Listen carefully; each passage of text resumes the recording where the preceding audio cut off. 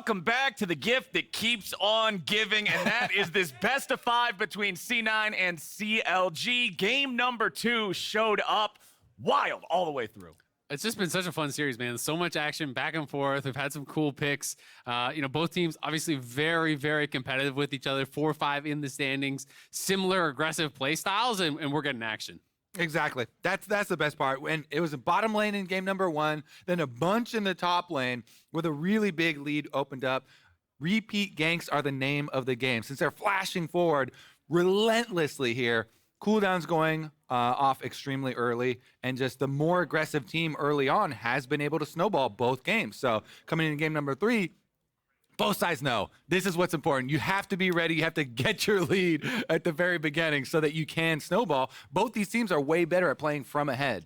So what do we think is going to change in draft here for this one? I expect Kalista to stay off the table because there was back and forth with the 2 other big AD carries in Sivir and Zeri there, but game number 1 was not close. I think Vi priority might go down, to be honest. I feel like Vi is kind of being over-prioritized. I hope so. It's one of those situations where, when you are just blinding it early, your opponents can pick enough stuff that makes it really, really difficult for it to be successful.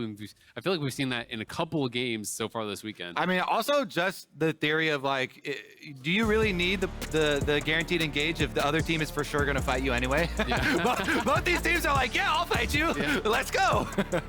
Honestly, let's take a look at it though. Cloud9 back banning the Yone Seraphine away from CLG. That Yone has been a super highly prioritized pick for them for both solo laners.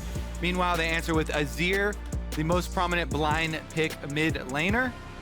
All right, does CLG end up banning out Kalista as their last ban here in the first half? That's what I'm super concerned about here with 1 left on either side. C9 is back on blue. Blue has won both games so far.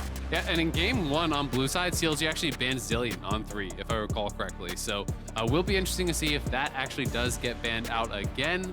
Lulu also left up here. That is a little bit of a change. C9 has not really gotten to get it so yet. You have to choose Zillion, Kalista. Which one is it? Good. That was the right they're choice. They're going to go Sivir then. With the Draven ban, I think they go Sivir here on 1, or at least that's my expectation.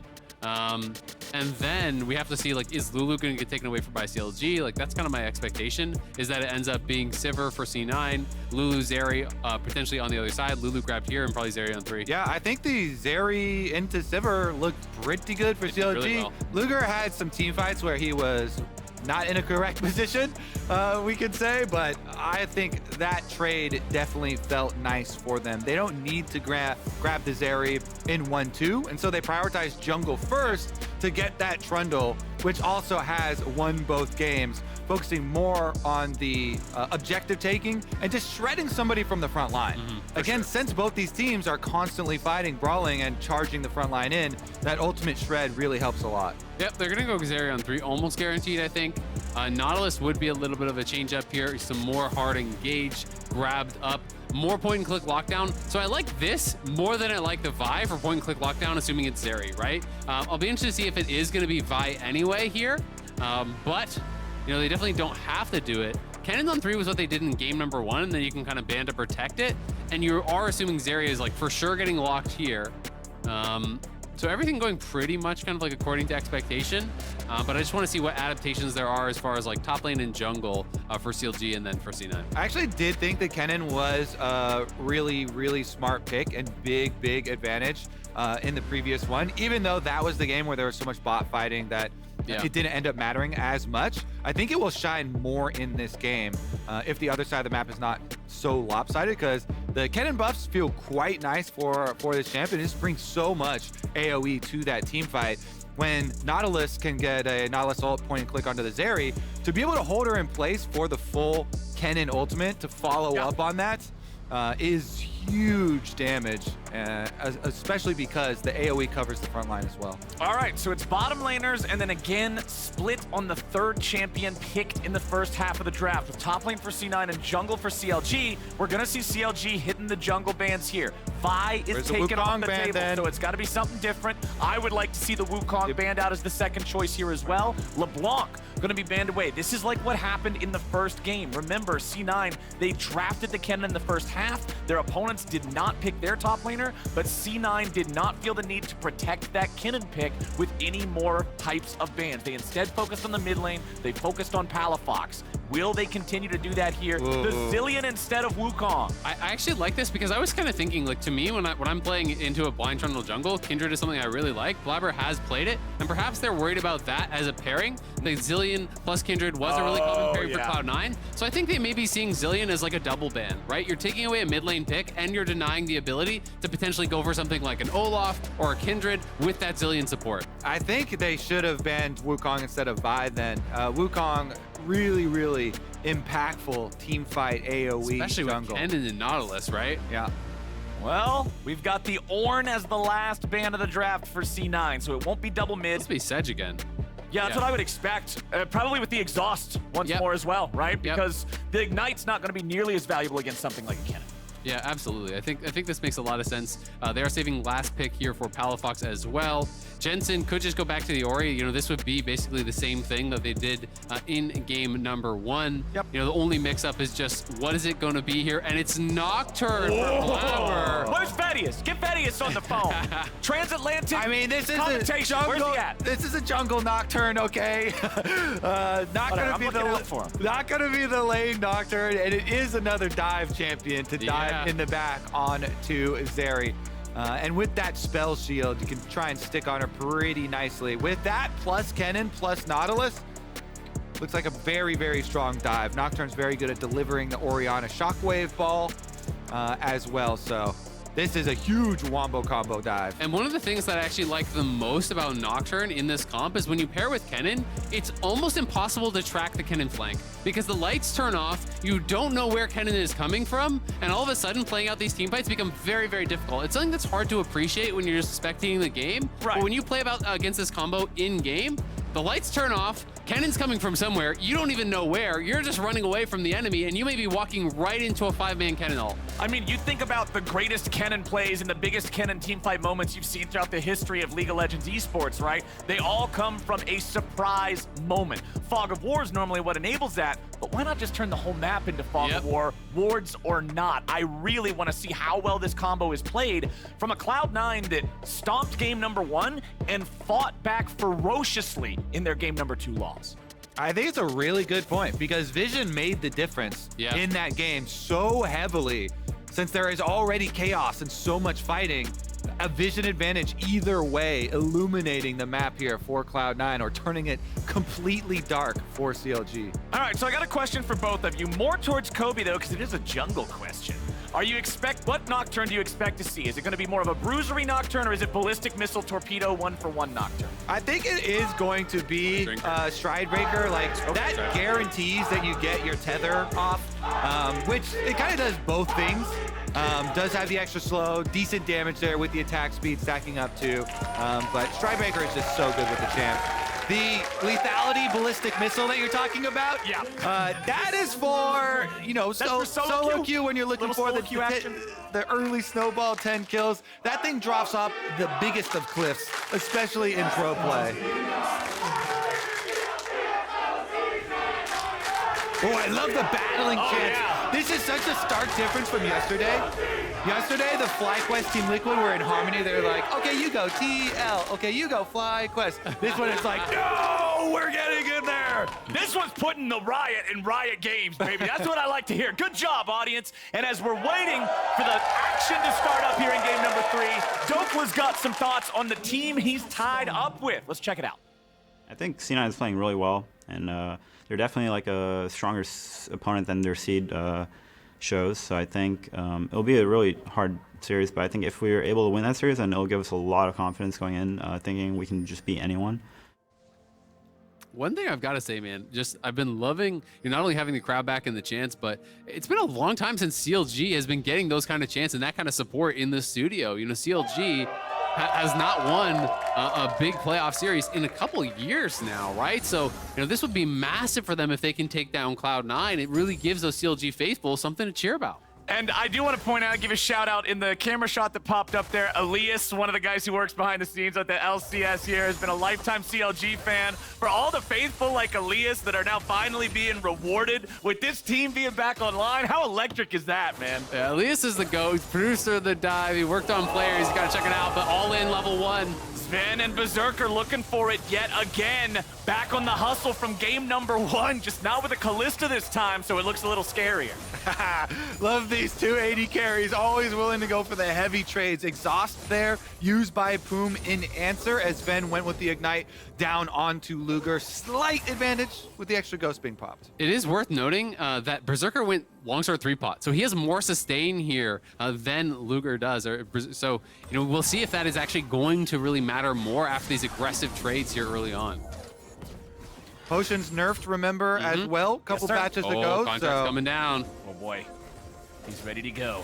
The Junkyard Troll. They just have to try to bait the hook. Poome is trying to say, oh, you could hook me here. You could get me. I'm walking around that minion. He wants Zven to go in. And it's just if Zven will actually buy it. Because there's no way he's intentionally positioning that badly if your jungler's not there. I think Zven has the read. It's smart play on both sides. Restraint? What? Restraint in this game? That's the trick about these situations when you're trying to bait somebody in. You got to be stupid enough that they'll go for it, but not so stupid that it's obvious. Yep. It's a very fine line to walk, right? And in that situation, no, you said it, Zven's not buying. He's not going to go for that, as we have Blaber up here on the top side. Nocturne's a very effective clearer as well. Observers, if we could deactivate and reactivate the scoreboard to fix the farm bug, Blaber already level 4 here in the jungle, 28 to 20, 2 camps ahead now. Yes, sir, and could go up and look for those Krugs as well. He's on a ward, so CLG know he's heading topside, but since Fudge has been pummeling this Kennen into Sejuani matchup, harassing Dhokla pretty heavily, they aren't in a position to actually fight him off.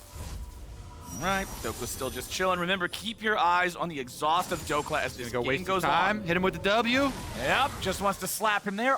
Arctic Assault backwards as you do it. Just make sure that you're delaying that back. Arctic Retreat.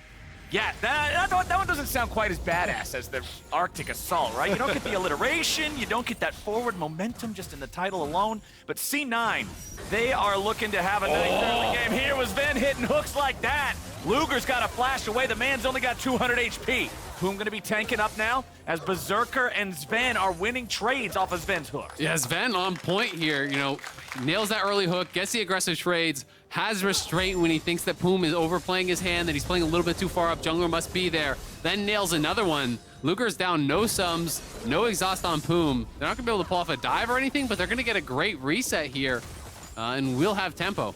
Other thing I will say for the Nocturne, Blaber just wants to full clear, so was very nice for him to be able to finish up this one. Second camps are coming up right now. Nocturne trying to power farm to that level 6. Marginally ahead of the Trundle. One camp because Contractz went to go kind of wait around in the tri-brush and hopefully look for the gank. So let me pick your brain a little bit here, because Nocturne is one of those champions where the first ulti matters so much. Early on, the cooldown is pretty extreme, the range is pretty short. Where do you want to see Cloud9 invest that first paranoia once Blaber has? Oh, for sure, bottom lane. Yeah. There is no flash on this Zeri. You say, thank you, support. Good job, Zven. You did your job. You burned that flash cooldown before my ult comes up. If they can get that one within the flash timer, that is for sure where you want to go. And I like Zven. So they had the tempo on the map, right? Earlier reset, they had push. So Zven actually spends this time, goes right back up towards top. They're going to see if they can make a play here onto Dhokla. Remember, he's not playing Flash, so they just have to get that Arctic Assault down. Now he's going in. There it is, Flash Q. Dokla's in some trouble, gets stunned up. They got the chain CC and the damage to bring him down. They want to give it over to Fudge. He'll take it. First blood, C9. Beautiful stuff there. No Flash Sejuani, so the Q is used. Zven flashes in, nails the hook, and is going to be able to get that kill for his top laner with no TP on Dhokla, who's now going to lose waves. CLG, though, are taking something back on the other side. Yeah, he's going to walk back out from base right now, so I'm curious to see how much it actually does cost CLG. So they get the dragon in payment for the first blood up on the top side. All right, that whole wave there, no cannon so, yep. is going to die, but the dragon picked up in payment 853 gold, the advantage for Cloud9 currently, and some of that was pre-existing before the first blood, so it will be interesting to weigh the difference here.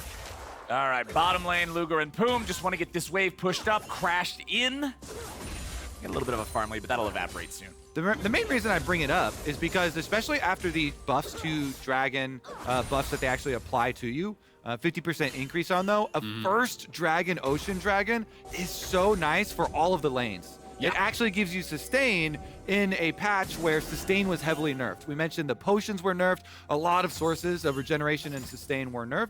So I'm curious to see if that will be a big difference here. I think it definitely is, especially for top lane, right? It's kind of funny because you got first blood on Kennen, but you're playing into a tank, and Ocean Dragon is 3% missing health every 5 seconds. So if you're ever harassing the Sejuani down, it's very, very difficult to actually keep this guy really low on HP because he's taking second wind, he's got a D-shield. Oh, they're coming in to turn it into a 2v2. Nice shockwave from Jensen, but the follow from Palafox takes him down. Contractz getting away, he survives. And now Blaber has to walk off unable to save his mid lane. Too much damage done to Jensen pre-Nocturne ultimate. CLG are rewarded for being proactive. Now Zven, though, rewarded. Zven again finding these hooks onto Poome, who tries to walk it off. More of those boomerangs bouncing around. First part of the Q hits, second part won't. Poome stays alive, but had to flash and exhaust to get away from that. Yeah, this Cloud9 bottom lane, they may be down a little bit in CS, but they keep getting aggressive trades that burn cooldowns. And now, since that Nocturne ultimate was actually used mid, I don't get my dream scenario where first Nocturne ultimate, you could use a bottom, you get to cash in, you get their, your gold off of the carry. So I think that mid lane skirmish for CLG so big. Was 2 parts extremely big. But Cloud9 in payment for the bottom lane scuffle. Looks like this Riptail smited away, picked up nicely there for Blaber. Okay, bottom lane, Luger and Poome getting that shoved up again. But yeah, good pickup on the Rift Herald there from Blaber. Do we want to see this one bottom lane as well? Just all bottom lane all the time? I mean, accelerating a Sivir is very nice. You could go the other route, though, and try and chunk down top lane. I do like Kennen getting rushed into Proto Belt for this champion. It makes such a big difference for your team fight. Try and get some early plate money on him as well would help fund the rest of the team. Playing into the exhaust, though, is so annoying. And if Dhokla holds the cooldown and is able to apply it correctly, preemptively, then could actually nullify a lot of that. Yeah, I like just giving it to Berserker. I mean, they're already winning that 2v2. You know, even with first blood, Fudge isn't having the greatest time in that 1v1. There's just so much sustain with the early Ocean Dragon. I don't think he can really get prio in this lane very easily. And even though they have been burning a lot of cooldowns, like we said, they are at a farm disadvantage down there. So more money has gone to Luger, and Luger's flash is actually back up for CLG. So they've waited that whole cooldown, even though it was a very strong play from Zven's, from Berserker to burn a lot of these cooldowns in the CLG bottom lane. They haven't repeated. Okay, CLG goes in. Palafox's charm doesn't find what it was looking for, but Blaber's ready to follow up now. Flashback out from the CLG mid laner. Contractz tanking up here in the front. Another bite on a Blaber. Remember, Zven doesn't have an ulti. That's one of the big differences here in this fight. I think that's one of the things that would have made CLG go for that. Poome has ult, Zven does not. Now level 6 on the Nautilus. But that's rough. Back-to-back ultis used for counter ganks there by Blaber in mid lane. They get nothing from it. Speaking of nothing from it, good sidestepping there from Fudge. Dodges the ult and the W. The second swing of the W mace is where all the damage is for Sejuani. So Fudge is winning the skill shot game here versus Big Dokes. Don't take on Fudge and some Mundo dodgeball or top lane 1v1. Well, the exhaust before ulti. Dropping the exhaust early, thinking, okay, he's going to slicing Maelstrom here, but Fudge just plays it patiently, and Dhokla loses a summoner. Again, the summoner spell war being won by Cloud9 members. Bottom lane as well as top lane here, but they haven't been able to repeat the ganks to cash in on them. It's just been that first blood money. And after that first blood, they were up good 800, 900 gold. It's dead even now, right? So, you know, that has gone away. CLG has a farm advantage in bot. They have a farm advantage in mid. They have been the ones to get some plates here. You know, they got that plate top and bot. All right, Dragon number 2, though. Cloud9 have the positioning. Their bottom lane reset first as well. So I think this should be a Cloud9 pretty easy setup. Yeah, especially with the Rift Herald. Funnel into Berserker, and they're going to get a lot of free damage on it. So C9 should be able to grab this dragon. Mounted dragons, though, they are more tanky, 5,000 health. Yep. And Poome is kind of fishing around, getting some vision. You see the Trundle coming over the mini-map. Oh, it leashes back in. Oh, no. The tankier dragons, yeah, they're not going to be able to finish it. Zeri over the wall. Luger's ready to play aggro. Meanwhile, topside's going to have a 1v1. Big Dokes. No exhaust, ready to go, and Fudge flashes out of the way of W2. Dokla's still trying to step away. He's gonna survive. So Dhokla comes out on top and someone steals it. Bottom side. Blaber steals the Mountain Drake, and C9's ready to fight. A nice shockwave gonna look to set this one up, but Zven is already down. Contractz pushing forward. Blaber going in, but he won't find a kill. Luger gets Zven. Palafox goes in. He gets the charm. He looks for more. Jensen wants to walk it off, but it's 2 kills to the side of CLG. That was really good positioning from Berserker, actually. He took a little mini step behind Jensen to spell shield absorb that charm, or that would have been a catch onto the Orianna as well. Here's another look at it though. Luger getting an early chunk onto Zven, pops the Zeri ultimate so that they can start up this dragon, but then Blaber yoinks it. He pops his Nocturne ultimate. He dives in, 76 HP, just a little bit early there from Contractz, but then Zven goes in. Shockwave plus Nautilus ultimate, and he even flashes in for it, but instantly goes down. Then they get the second kill on the Blaber, and here's where you see the good positioning from Berserker. What a homie. Steps up, spell shields, absorbs that charm. Dude, Luger is just unafraid right now down here, right? He is just ready to go into these fights. I mean, he's got the early shield bow. He's had Poome behind him, so he's feeling really safe. But I am surprised that C9 decided to hard commit to it. Zeri didn't have ulti, but I mean, Palafox, flashing on him for that passive root from Zven. He still had his ulti available, so you are going to get kited out. And the shockwave is not a lot of damage this early on in the game. I don't even know if Jensen had his lost chapter at that point or not, but like, you're stacking tier, you got Merc treads. You are not one-shotting anybody at this point. Tough stuff, but I mean, honestly, at least Blaber was able to get the Drake. Otherwise, that's kind of a total disaster for the side of C9. So that'll at least be able to keep them having something traded back and forth there. Contractz makes his way up into the top lane here. He and Dhokla may just be looking for Fudge. There's your W2 damage. Fudge gets back underneath the turret. He tries to drop the Slicing Maelstrom. Dhokla's tanking it up for now. He drops the exhaust. Contractz has to get away from the aggro now too. Arctic Assault. Dhokla will not die to the turret aggro. He sticks around. He grabs the plate with the Demolish proc. Palafox is in the river, so he knows he won't get jumped on as he sticks around. CLG 4-1. The W2 damage, all I could think after you said that was Fudge didn't pay his taxes or something, and CLG collect it right there, even through the stopwatch, getting the extra kill. But it was also a roam up from Palafox, so you saw on screen there, it was a rotation from Cloud9. They already moved their Sivir mid because of the wave clear here, and Sivir instantly punishes that wave all the way into tower, so it did end up costing an extra minion wave here towards mid. CLG, though, because of the rotation, Luger left alone on the bottom side, and they will get that first tower bonus. Feels really good, especially when the Rift Herald was dropped against their own turret.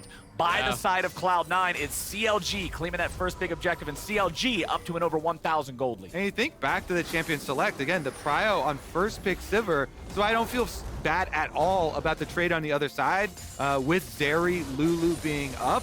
And CLG go back to it again this time. This game is so much closer, though, because even though 1,000 gold lead for CLG, Cloud9 right now are getting Rift Herald number 2, which is 300 gold upon killing, and then you also should be able to get a turret with it, and turret gold will help make up that difference. Plus, Fudge going to answer a turret right now on bottom lane, and they'll cut this sucker down to size. Yep, just trying to deny as many minions as he can there before he knocks that turret down. But this is going to be a very execution-heavy based game. Fudge and Blaber, as well as Zven, have got to be on the same page. Everyone has to come in from different angles at the exact same time with the Sivir ulti, with the Nocturne ulti, the flanking Kennen, everything at once there. Or the fights are not going to go well, because you need to get that multiple sources of AoE damage down, burst people down, because CLG is playing double exhaust. So if anyone goes in disjointed from the rest of their teammates, they're going to get hit with an exhaust every single time, and they're going to get stopped in their tracks. And they have to be making the call to do that before CLG makes their own engage that forces a defensive reaction out of C9. Those paranoias that Nocturne only being able to be used as a response so far is causing some trouble. As CLG uses their Herald mid, they will take the tier 1 turret with that, open up the map a little bit more, and head back into the top side rim. All right, I think we're just looking potentially towards this next dragon here, but CLG doing a good job playing the map, getting kind of further ahead here. They are a much lower damage build here, on the Ahri than what we saw last game. Even spellbooking over to the exhaust right now, but he is going that more utility style build. Everfrost, Lucidity boots, So it is a huge amount of emphasis on Luger to do the damage. Like, he really has to. So if Luger does go down, I think the fights can go really, really well for C9, but they have so much protection for him. Well, CLG also has to be aware of the fact that Contractz can't go for, you know, more of a squishy build than kind of what he already has with Divine Sunderer here. You don't have a true tank to ult on the other side, right? Like, you can sap Kennen, you can sap Nautilus, maybe the Nocturne, but you're not dealing with a Sejuani or something that's really going to turn you into a big beefcake meatball. So Contractz will start up the Drake. CLG's got plenty of bodies nearby. Luger and Dhokla both watching out, but it doesn't look like C9's interested in contesting this one. Instead, they're going to put Jensen up on the top lane tier 1 turret, Blaber shadowing him here in the tri-brush as Poome and Palafox. Yeah, I actually really like these lane allocations specifically from CLG. Poome coming up, hovers on the top side. They counter the play that is available to Cloud9 while they go for the pickup on that dragon. So yeah, not only did they manufacture themselves that second Rift Herald, which they used towards mid, also getting this other neutral objective. CLG have been snowballing these neutral objectives pretty effectively this time around while not exposing themselves to the Nocturne ultimate picks. And Cloud9's comp is so much built on getting these picks.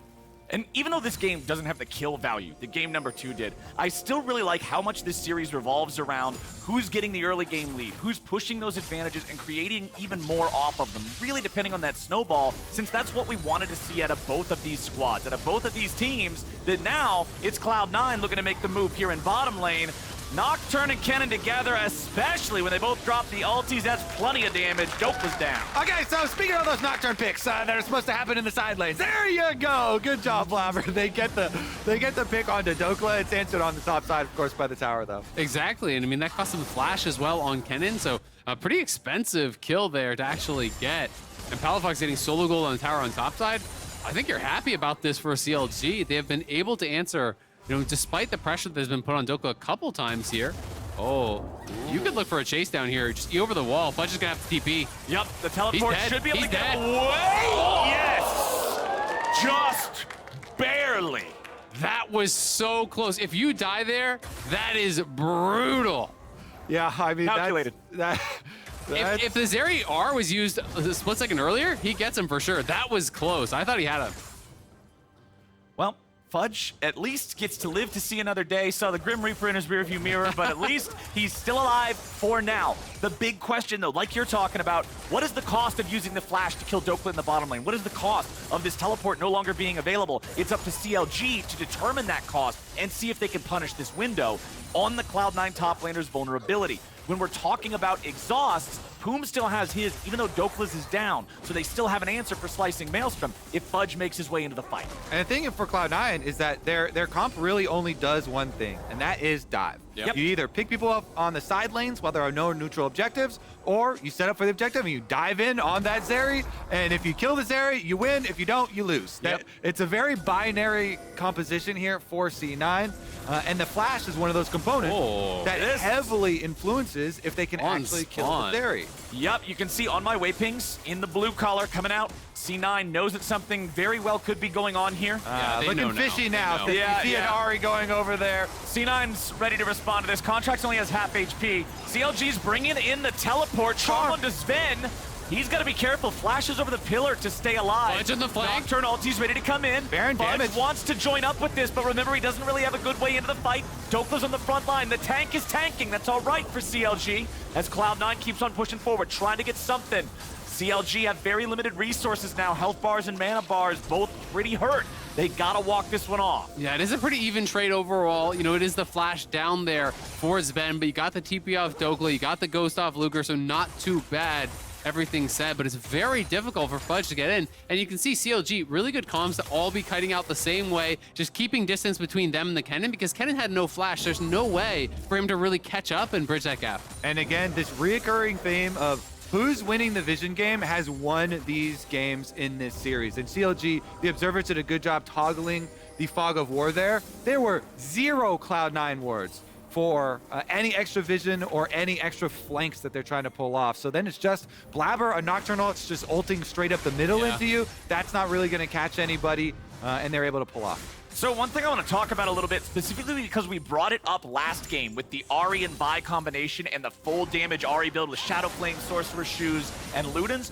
very different look here. Palafox having the Everfrost, having the Banshee's Veil, and the reason is, you already said it earlier, the one thing that Cloud9's comp does is they go in and they dive you. This Ahri build, much more defensive, much more utility, provides some peel to get these guys back and help them fight around Luger's Zeri. Exactly, it's just all about Luger, and there's a lot of squishy members over on C9, so you don't need to optimize for burst and damage as the Ahri in this game. You know, Banshee's Veil also shuts down any opportunities to go for an easy Nautilus ult if you haven't already poked that off, so I do think it is pretty smart here. And CLG's itemization, and also the fact that Palafox has been on Spellbook Exhaust for a really long time. Yeah. You know, they are fully ready to exhaust any divers here. It's going to be really, really hard. They've got 3 everyone, exhausts. all at once. You exhaust Kennen, you exhaust Nocturne, you exhaust Nautilus, and all of a sudden they're all in there with nowhere to go. They make the engage, and CLG is looking for Jensen, but they don't find him. Now Blaber's ready to try to turn it around. He goes in after Luger. They're going to buy a little bit of time here for Palafox, who goes into the zone. He's keeping himself alive, tries to get back away. CLG still here on the front line, grabbing the kill on Zven. Fudge slices them to pieces. A double kill twice. An ace for one for C9. It's the Fudge factor, baby! Fudge flies in on the Kennen and roasts CLG. This will be a Cloud9 Baron. Through 3 damn exhausts. Fudge finds the angle, Fudge finds the timing, and Fudge finds the fight that gives C9 a Baron. Huge team fight there. The patience on Fudge to wait this out. He does not go in early on this Kennen because he will get slapped with one of those exhausts. Look at the timing here. Yeah, I want to really highlight something that Zven did on the initial play. You know, once the flash is actually forced out here, when Blaber goes in, they find this pick onto Palafox, and then after the Zonias, watch how Zven stands on the other side of Palafox to know that Palafox is going to be ulting backwards towards his team. He moves over, he ults towards Luger, and Palafox gets caught by that at the same time. For sure, the Ahri has to ult back towards his team. He gets both, and the setup there is there for Fudge, flashing in. Luger's able to survive, but everyone else gets roasted. Yeah, the exhaust was on Kennen really early and timed out as he's ulting through. So a lot of it full damage there. Yeah, Palafox Ahri ulting right into his face to start it out. And that There it one is. turned around quickly. There it is, damage chart topped by Fudge, nearly 4,000. Berserker also over 3K, with nobody on CLG breaking the 2,000 damage mark. We do have to say, though, CLG just got soul point, right? So unless Cloud9 get a massive advantage from this Baron, CLG's not in a bad spot here. We have to see if Cloud9 can continue to push the pace. Cloud Soul is massive for both sides. Yeah, I think it is a reverse scenario from last game, but it is a significant amount of gold for Cloud9. They were down 1,000. Now they're up 3K here. Oh, yeah. So huge stuff for Cloud9. This Baron power play is after they got all the kills. So all the kills are not even included in this plus 2,000 for them. So massive gold swing for C9. And it's about what can they do with it? Because you need to take out more towers so that you can have more area to dive with. Again, this Cloud9 team, it's all about that dive. And if they take down the last remnants of these outer towers, they can look for more picks with their Nocturne ultimate. Blaber has been quite good in forcing these cooldowns, at least off of Luger. All right, speaking of the outer towers, the mid one falls. C9 have now completed all 3 in that outer ring. That means they'll be looking for the tier 2s now. CLG still trying to defend, still trying to keep any sort of a ward line they can here in their own jungle, but it's very dangerous. C9 came prepared. They've got control wards, they've got sweepers, and they've got total control over the top side of the map, even on CLG's half of the river. They're waiting on the next minion wave. They'll be able to enchant this one and look for their first tier 2. Look at that, Blaber. He even kites the minions over to Berserker to further feed right into the good mouth guy. of his AD carry. All right, C9 are still going to keep this one pushing up. Oh, They've got the Dhokla. enchanted cannon minion. Dhokla and Fudge off to the side. Fudge not really afraid of Dhokla here in this 1v1 situation. It's not like Dhokla can go for a solo kill on him without backup from a teammate behind his CC. 7 seconds left. Baron's going to expire at plus 3,000 gold for C9. Also, critical note, double Void Staff now through there for Cloud9, because there is a lot of MR over on the other side. You know, Contractz looking like he may be building towards a Spirit Visage. You can see MR on Dhokla. There's a Banshees on the mid laner, so it is really important when you are playing these double AP solo laners to get towards those Void Staffs at a reasonable time. Yeah, we did see, though, exactly why in Champ Select, I think it's still, this Kennen pick is so valuable for Cloud9. 5 kills for Fudge. He has his Zonias. He already has his Void Staff. penetrating like you're talking about. So huge damage possibilities, and the flash is coming up. Plus, we went over the previous state of vision. Now there actually are wards for Fudge to teleport in on. So everywhere. This time around, the Kennen could be coming from the darkness, like you set up in Champ Select as well, with the Nocturne covering it, Kennen coming through with a flank, teleport flash available. That could mean devastation. The timings on these exhausts have to be so quick. Yep. And perfect to nullify that damage. Otherwise, they're getting split apart. And as we now go just a little bit under 2 minutes until that Drake spawns, Isaac, you said something earlier about how Cloud Soul is very good for both teams, and I want to reiterate that. As Dhokla goes in, they look to engage on C9, and Blaber can manage to walk it off. CLG doesn't have the accuracy there out of Dhokla's ulti, so they can't get the pick. But I mean, they got the flash off Zven for ulti. That's great, right? The Sejuani ulti should be back by the time Dragon spawns. Let me check. Yep. It is in fact going to be well up. It's only a 60-second cooldown. So now Zven, no flash available. Yes, Blaber is able to walk it out, but that is a great aggressive look there from CLG. When the side lanes are pushing, if you're not going to be answering those, you have to group and get something else, and they're able to do that. Yeah, now he's got to rely on this stopwatch. So Zven still can initiate for the team, has ulti, has good positioning, see if he can get a hook, but no flash to get out after the stopwatch, so might end up being a casualty. Okay, tanky Nocturne here for Blaber. Randuin's second item, that cooldown's nearly ready to go again to use it in the middle of the fight. You can see more health being built as the third item here too. So really indexing towards being that meatball that can fly in for his side. And they've been cycling their dive here. So Blaber previously went in by himself just to burn the Zeri flash. Then once the Zeri flash is out, you know, he actually exits the fight, and they don't overuse cooldowns. See if they can actually get control leading up to this dragon, though. Cloud9, again, the map is dark. So much effort put in the setup because they know this dragon would be huge for CLG, so they turn out the lights leading up to it. CLG hard split pushing. Yeah. 2 members on top side will get that secondary tower. CLG not interested in fighting for this Drake in open ground when they're down this much gold. So that means C9 knows they can take it without any sort of a real contest. And I love the build actually from Blaber. You know, Randuin's gives you a good amount of CDR. It looks like he's going for Anathemas next. And we talked about how it's a 1 damage team, right? It's a 1 threat team. It's Luger. So, you know, you strap that Anathemas on him. That is going to be very impactful. It's not only about damage reduction, it's about the increased CC duration because of the reduction in tenacity. So that is something that he's really going to have to watch out for. And there is no cleanse on Luger. There is no Mikhails on Poome as of yet. So that CC will stick. Stopwatch is available, however, for the CLG AD carry. So much is on his shoulders here because with a 3,000 gold lead already, CLG knows that Cloud9 is not really afraid of them. They know that C9 is going to be looking for these plays, and for Luger specifically. Man, Fudge is almost on his death cap now, too. Like, that is terrifying. This is such a high damage build here from Fudge. If he can find another one of those big ultis, once he has death cap complete, that will be really strong. Jensen as well, now on 3 items here. You know, these carries for Cloud9 are really getting stacked up. C9 with a nice lead. 4 minutes until that next Drake spawns, but the Baron is live on the map. You can see a lot of CLG vision in this topside river. Again, going back to this point that we keep hitting on, so much of this series is coming down to vision. It's coming down to who's got the control, who can make the picks, who can make the plays. And C9 has, what is that? 1, 2, 3, 4, 5, 6, 7, 8, 9 summoner spells ready to go. Across the board, it's CLG with all 10 of them ready to fire. Mid laners, top laners, all level 16 now for those final level of ultis. But the big difference, Berserker level 16, Luger only 14. He's behind compared to his Cloud9 counterpart. Look, they're pinging on Fudge already. They want to initiate on him. Oh, they found Fudge before he's able to do anything to shut down the pick for CLG. The Fed Kennen is off the table and the Nocturne ultimate is down. CLG can go bait on Baron right now. They've got Ahri. They have so much pick potential. Cloud9 just clear out. They know without Fudge, the heart of their team fight, it's so risky. They're going to poke around. Blaber would have to pull off a miracle here. He does have flash.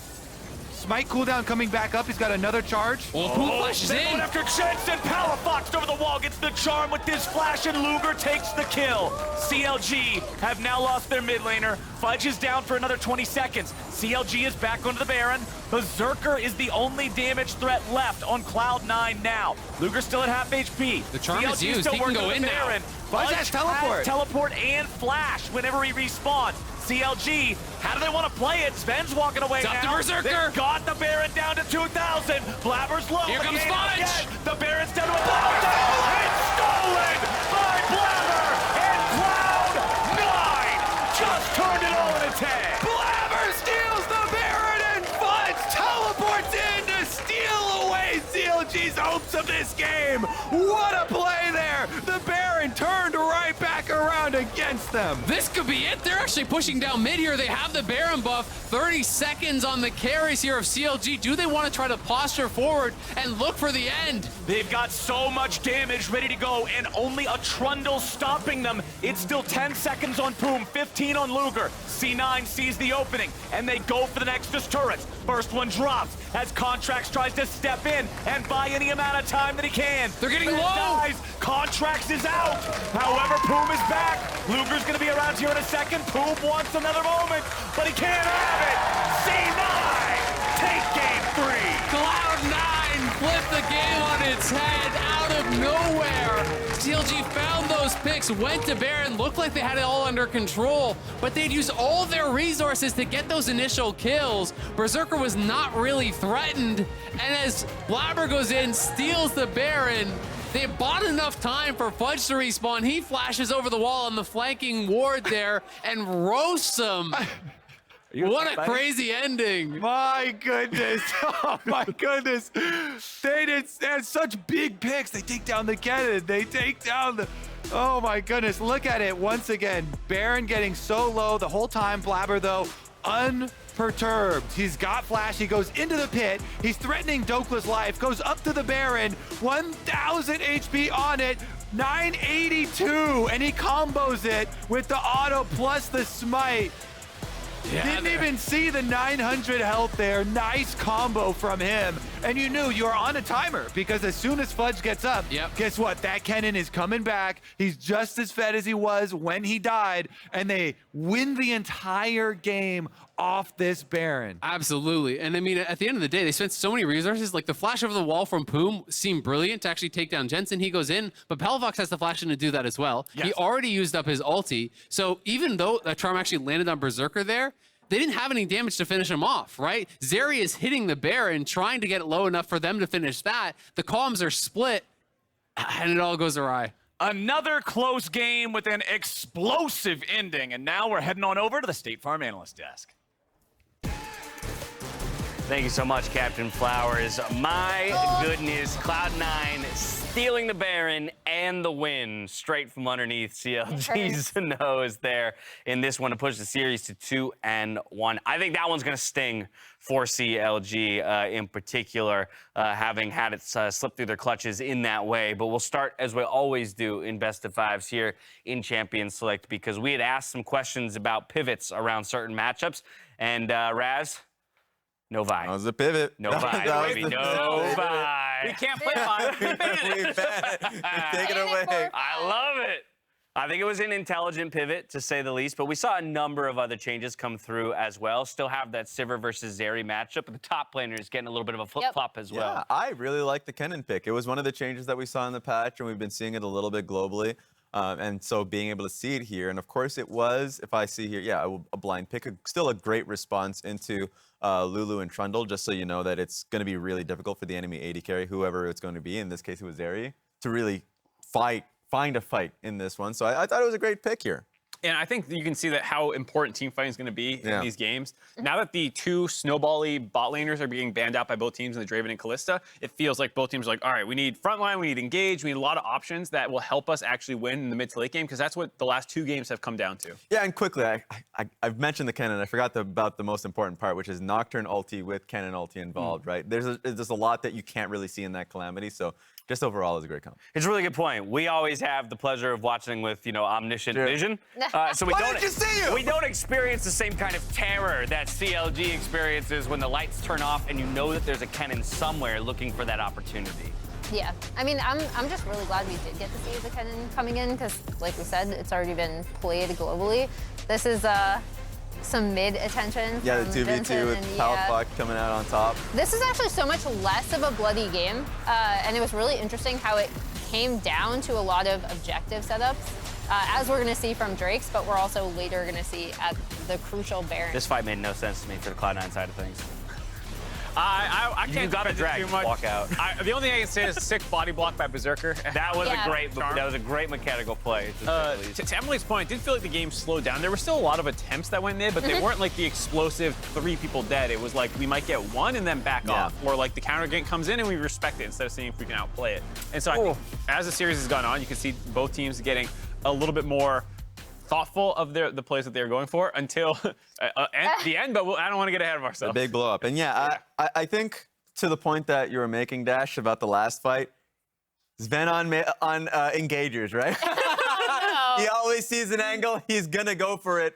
And for better or for worse, it makes it for a more exciting game. And so that's why when we got into the later portions of the game, when we're fighting for Drakes, sometimes, you know, CLG, that is, chose to not fight for it. But when it did happen, it was beautiful to see.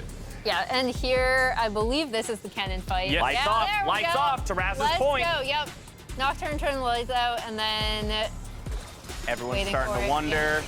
And actually, the fact that he held it this late into the fight, I think, does lull CLG a little bit. False sense of security. They feel like they've got the upper hand finally, and he finds a sweet re-engage. It also gets set up by Jensen really well at part of it, too. Like, obviously, this is kind of the dream. Like, I saw on Twitter people being like, Smeb Kennen off. But yeah, it's just...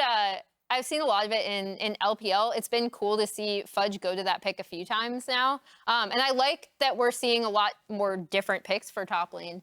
Thanks for the promotion. Based players enjoy it. I will say Fudge having a good team fight was critical. And from there, I thought the game was over because they get the Baron.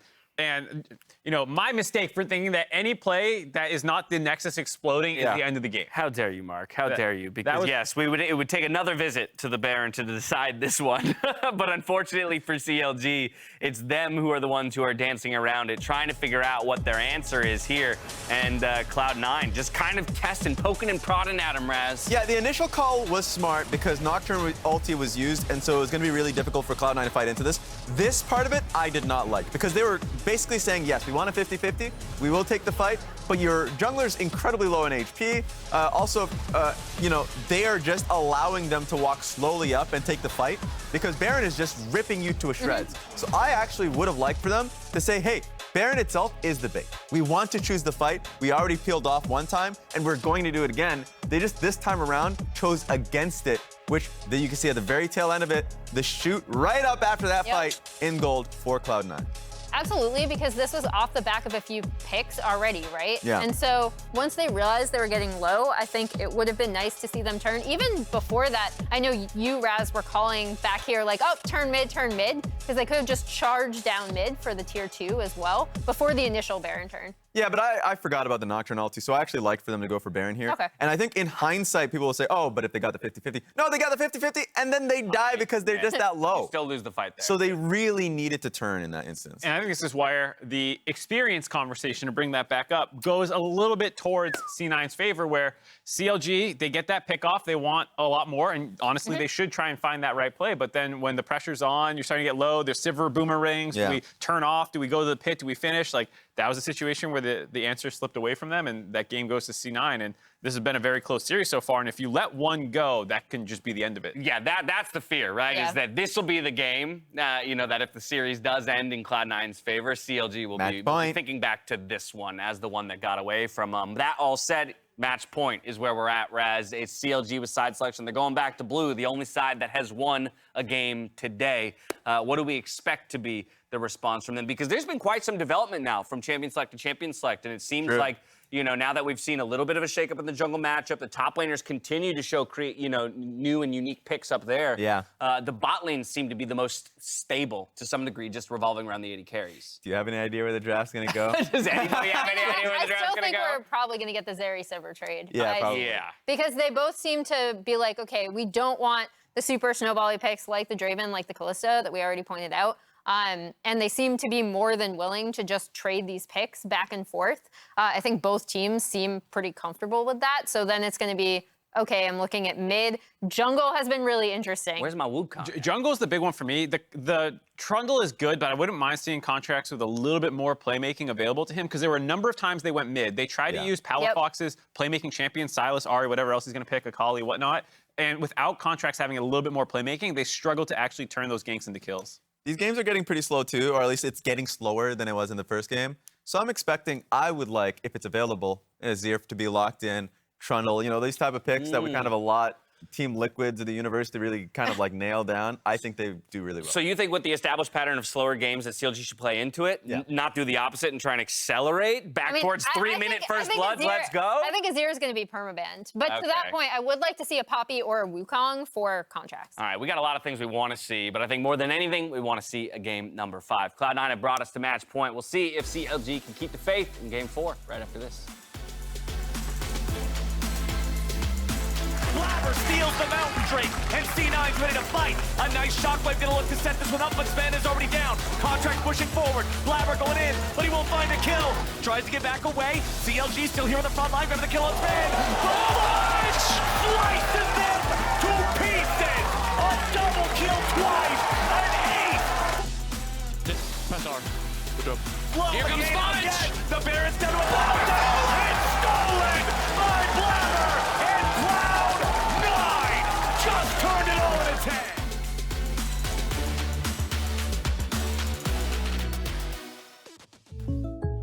Okay. How much for a collector's edition squishy pig with holographic cover art? I'm trying to save some cash. You don't have to sell that. State Farm has rates that fit your budget. Don't even look at my squish. Don't even look at it! Like a good neighbor, State Farm is there. Call or click to get a quote today.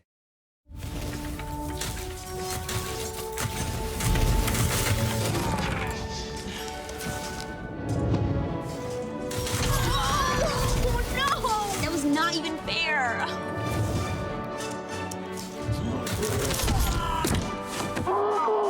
What if respawning was refreshing? Here's to the round between rounds. This game is rigged. This game is out to get me. This is a league built on speed and precision, where everything needs to perform at a pro level, especially your hardware. They block the road. They want to complete the final piece of the puzzle. They don't have enough damage for it, but who cares? It's all a formality, baby. The winner of LCS Lock-In. Even if you're hard stuck plat, like me, forever. Roccat, the official mouse and keyboard of the LCS.